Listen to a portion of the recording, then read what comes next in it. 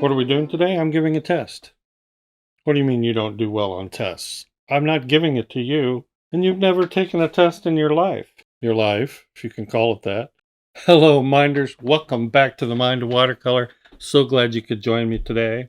And yes, I'm going to make or give a test. But I've got these papers here.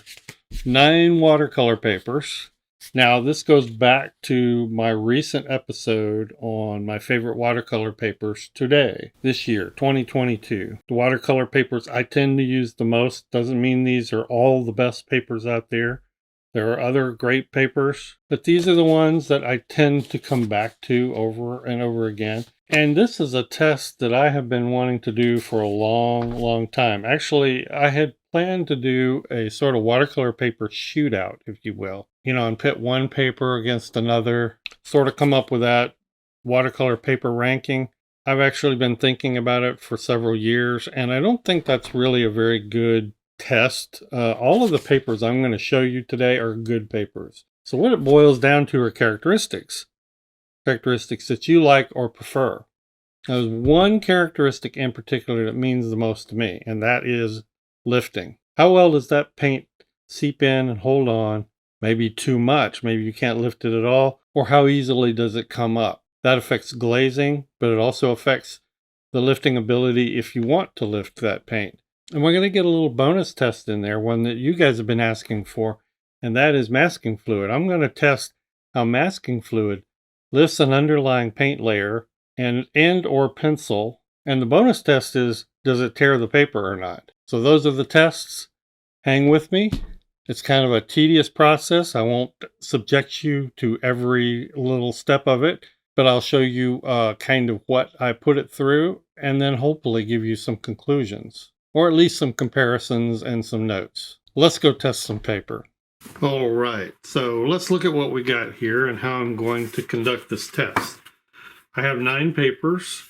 Arch is my favorite, or my most frequently used paper, I guess. I know the most about this. It's going to kind of be my control. So in no particular order, we're going to look at Arch, Fabriano Artistico, Kilimanjaro, Honolulu Collection, Strathmore 500, Winsor Newton Pro, Saunders Waterford,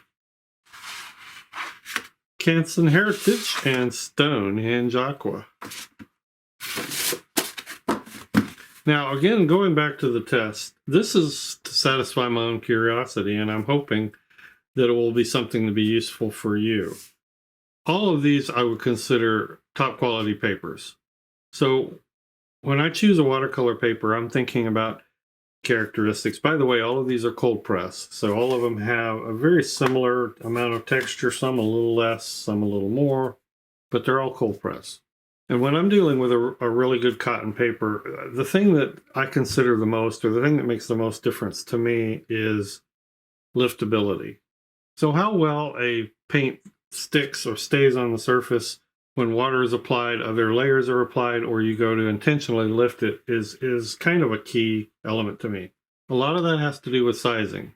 Most of these papers, I think, I would have to go back and check every one, but I know Arch, for instance, is internally and externally sized, meaning they mix the sizing in with the pulp before the paper, or as the paper is formed, and then they add a sizing to the surface. All right, well, let's take the arches, or arch, and set it up, and I'll show you how I'm going to set up this test. I'm using 2 color swatches. I'm going to use a heavily staining, and that will be Phthalo Green. And I just want to give myself plenty of swatch area to work with. So this is just being applied with a 1/2 inch flat on dry paper. Gives myself some dark areas, some Phthalo Green. The other color swatch is going to be a non-staining. And for that, I chose transparent red Iron Oxide. And of course, the 2 choices here deal with how well the pigments get into the paper. A staining paint is a staining paint because the pigments are very fine and they sink into the paper deeper. Okay, again, a nice big swatch to work with, and then maybe a darker area down here. All right, next is, and this is going to be for masking fluid. So I'm going to do some pencil as if I had drawn a pre-sketch before watercoloring. And we're going to do some masking fluid over the top of that. I'm also going to take the same colors and make some light swaths here. I plan to put some masking fluid over this because sometimes you will paint and then mask on top of paint and then come back and paint another layer. All right, so this is our setup, and let me let this completely dry, and then I will add some masking fluid.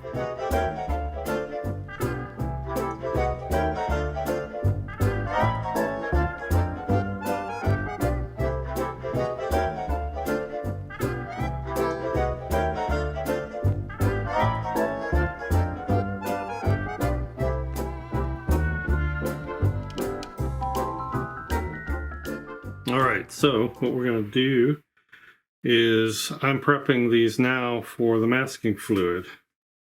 And you can see I've got my pencil there. And I'm just running a line of masking fluid across the pencil. We'll see how much it lifts the pencil. And then we're going to run it across these swatches here and across the paper. We're going to see how much it lifts the paint. But also, this will be our bonus test. We'll be able to tell if it is going to tear this paper. That's a test and a question I've gotten from many of you.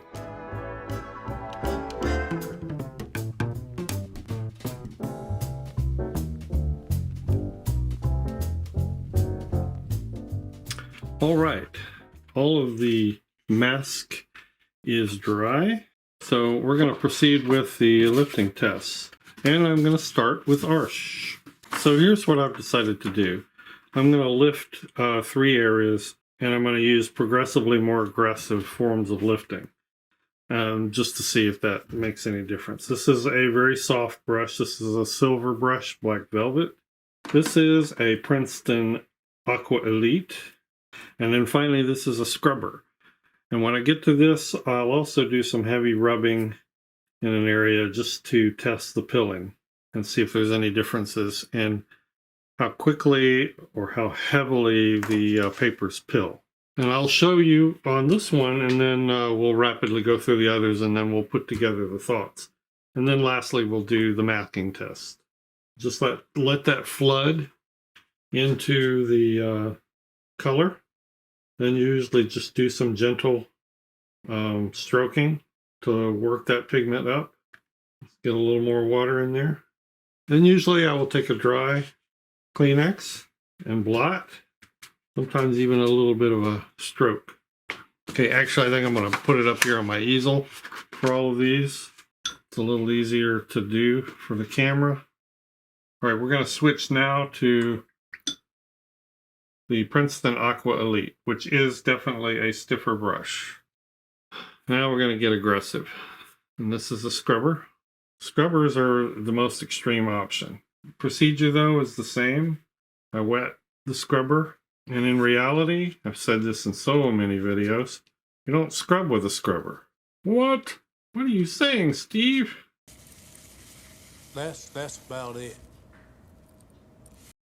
Well, it's a misnomer. Scrubbing too vigorously will just absolutely destroy the paper. It's you go very lightly. The stiffness of the brush, which is extreme, provides its own sort of abrasion. So there's more abrasion taking place, even when you're just very lightly doing this.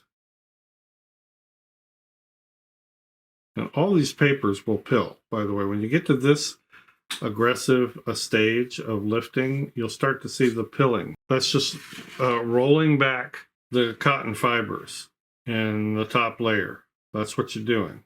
And on a heavy lifting action such as this, you can expect that.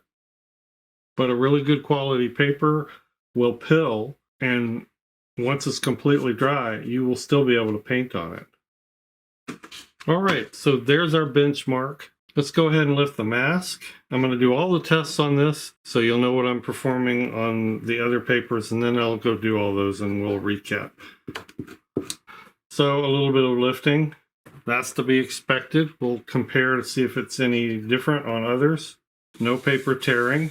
I think I've mentioned in other videos that if I'm using mask, I usually go straight to the arch because I know it's going to perform better. But this will tell me it hardly lifted that paint at all.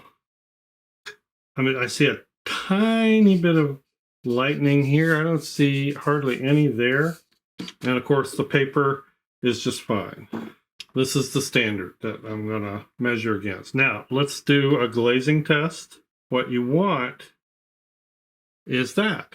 You want a crystal clear layer that goes over and does not bring any paint. Nice, clean glaze. Honestly, I don't anticipate any troubles coming with the other papers that I'm going to be testing on this right here. Most of the time, they all seem to glaze pretty well. I'm going to go through and run this test on all the other papers, and then we shall come back and talk about it. Gonna talk about it, folks. Fascinating. All right, I am finished with all the tests. Whew. That's a lot of different tests on 9 pieces of paper. So what are my conclusions? Well, I have several actually, but what I'm going by primarily is my sense of these papers as I work on them all in one sitting, which is something I've never ever done. And I can tell you my sense of some of these papers that I kind of had preconceived has changed a little bit. A lot of them have not changed. So there's a lot dealing with feel. And when it comes to lifting, you're not going to be able to see the differences as much as I'm going to have to tell you my experience, because a lot of the differences came with the process of lifting. So let's tackle that one first. So I have them divided into 3 groups. This is what I would call the easiest lifting. These are what I would call the medium lifters. These are what I would call the hard lifters, the ones that take a little more effort to lift. Okay. By far the easiest one, and this was a standout to lift on, was Stonehenge Aqua. These colors just lifted very easily, both the phthalo and the red iron oxide, the staining and the non-staining. The Watercolor Collection and the Kilimanjaro are ones that were hard to kind of categorize. They could have all been in this category. These 2 could have been over here. These 2 were a little easier to lift than these 2. So the categories kind of break down broadly. But I break them down this way. Felt like Watercolor Collection was a little easier to lift than the Kilimanjaro. So all of these, Strathmore 500, Winsor Newton Pro, Kilimanjaro, I would say had roughly about the same amount of effort needed to lift, and I was able to get about the same results. Arch, of course, was no surprise to me because I have used it so often and for so long.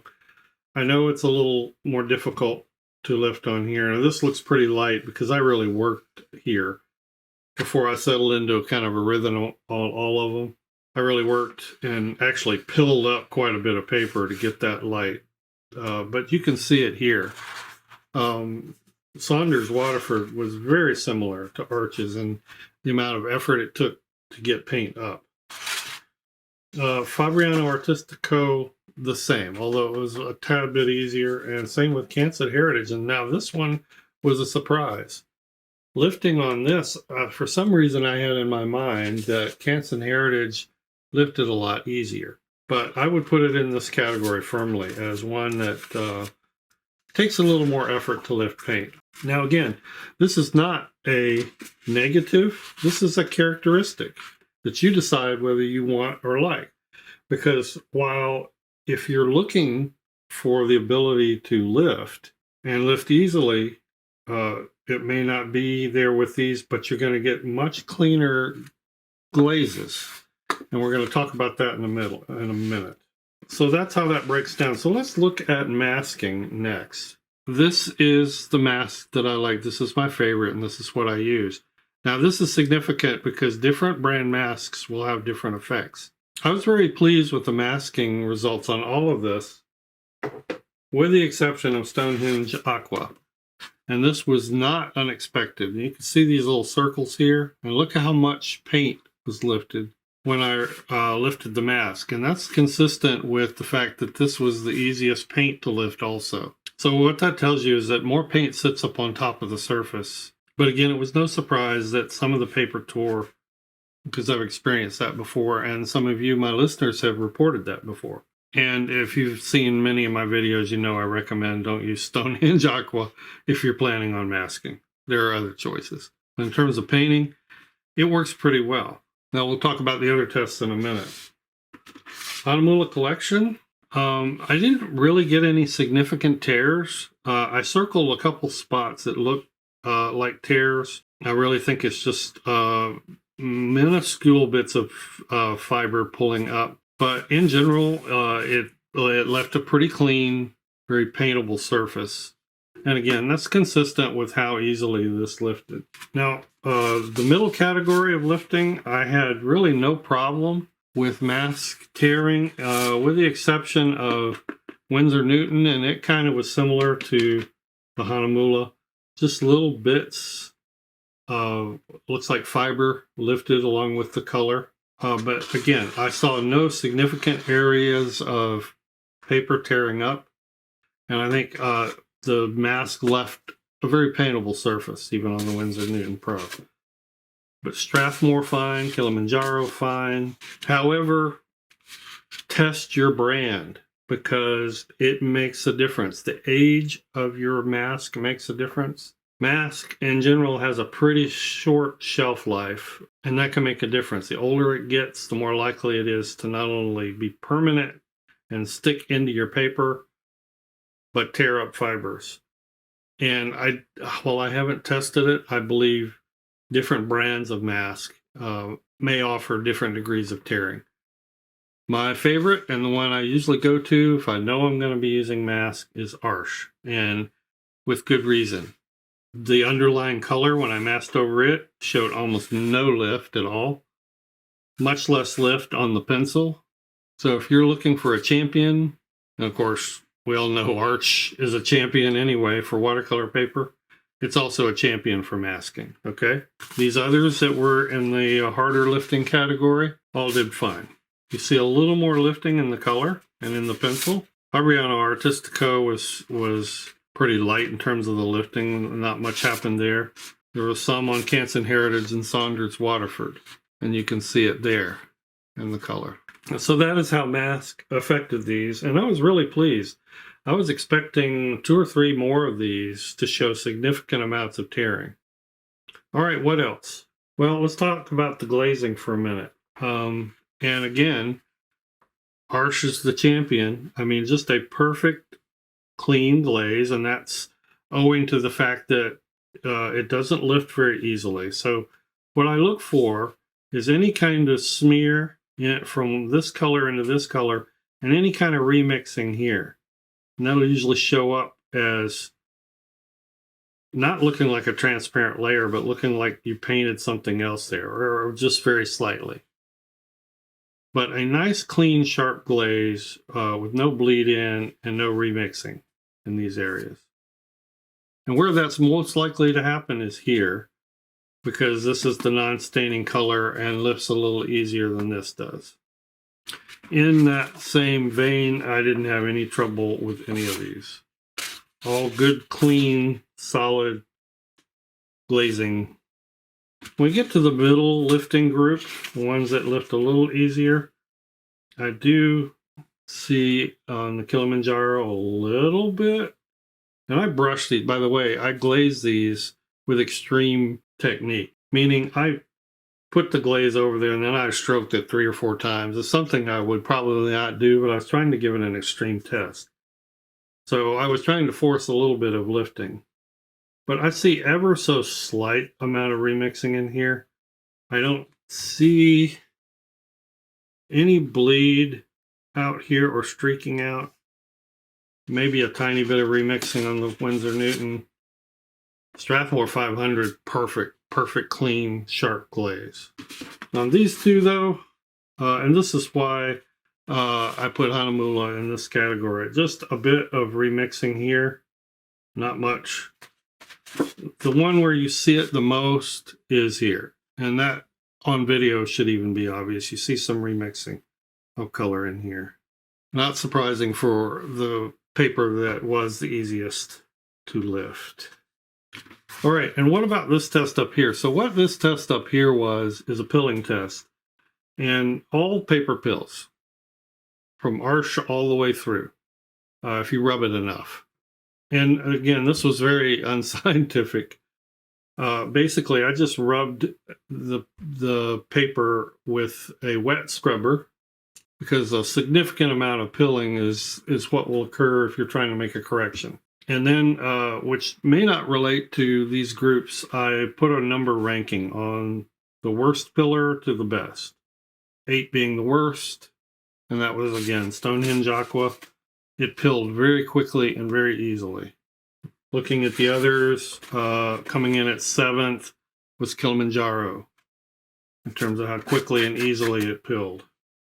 And I did this in real time as I was testing them, so that I would have a fresh perspective and memory on each one.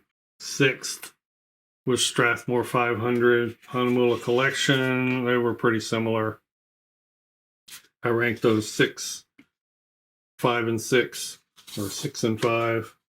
The best score for pilling was a 2, and that was Winsor Newton Pro, Arch, Saunders Waterford, and Canson Heritage. Fabriano Artistico got a 6, and that's consistent with my experience. I've always noticed that Fabriano tends to pill kind of easily, but in other respects, you know, it's great. Mask, glazes. So what these swatches are here over the pilling is repainting. A good cotton paper usually repaints cleanly, even after it's been pilled up. So if you're correcting, usually what you do is you get your correction, or you rub it, keeping the pilling to a minimum if you can. You let it thoroughly bone dry, and then you repaint. And how much the pilling shows is what I was testing there. And I think everyone did fine. Stonehenge had quite a bit of pilling show. A lot of times you can rub that off. And what you want after repainting a pilled area is a nice clean paint over. Oddly enough, Arch didn't do so well, and that's due to probably human inconsistency, because I know for a fact that I get nice clean paint overs with Arch all the time. So I think I was, being the first swatch that I did, I was pretty rough on it. I don't know. This is a minor test though. And some of these did just lovely. Winsor Newton Pro, I mean, look at that paint over. Perfectly clean. Kilimanjaro, perfectly clean. Strathmore, perfectly clean. And these are all areas that I had pilled, and there's a little bit there, but it rubs off after it's dry. Honolulu Collection, beautiful paint over. Saunders Waterford, Canson showed a little more pilling. And this is all in these heavier lifting categories, and it could be because in order to get it to pill, you have to work at it harder, and then when it does, you know, it kind of sticks around. I have the most showing here on this Canson Heritage. Again, this is not real scientific. Nice clean paint over on Saunders Waterford there. Fairly clean, even though Fabriano Artistico pilled fairly easily. Nice clean paint over, and any pilling that was there rubbed off. So anyway, I didn't find any of them unusable in terms of whether you could paint over them or not after a very extensive pilled paper correction kind of thing. So it was an interesting test nonetheless. So do I have any other further conclusions? Well, if you're going to do a lot of layers, a lot of glazing, you're going to want to be in this category. Okay, you're going to stay away from this category. Even this category will be fine. If you're going to mask, I also recommend this category, and my first recommendation for masking in particular is always Arch.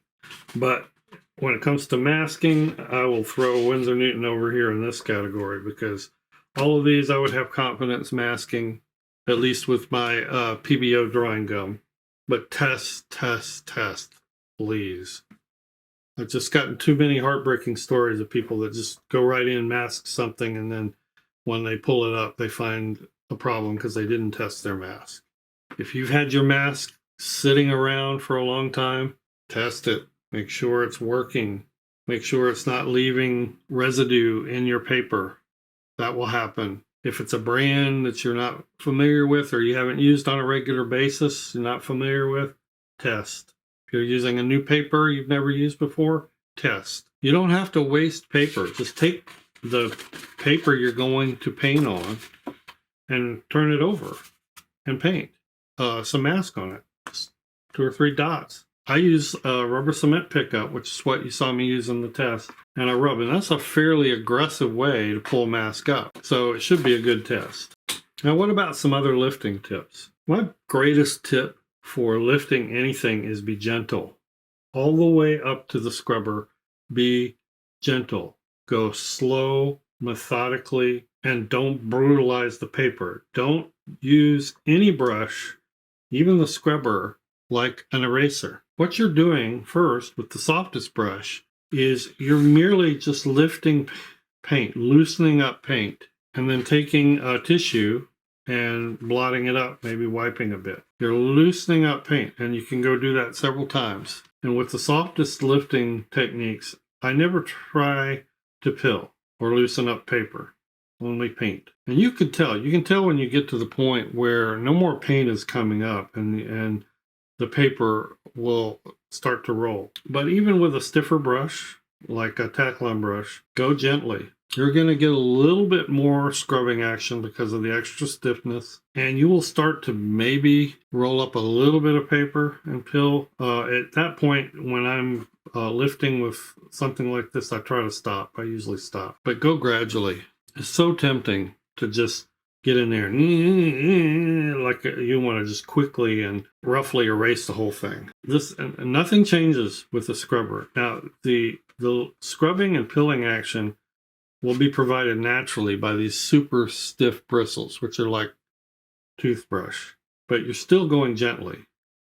So you don't want to scrub with a scrubber. I've said that in so many videos, I'm losing track. But you want to get the water in there first.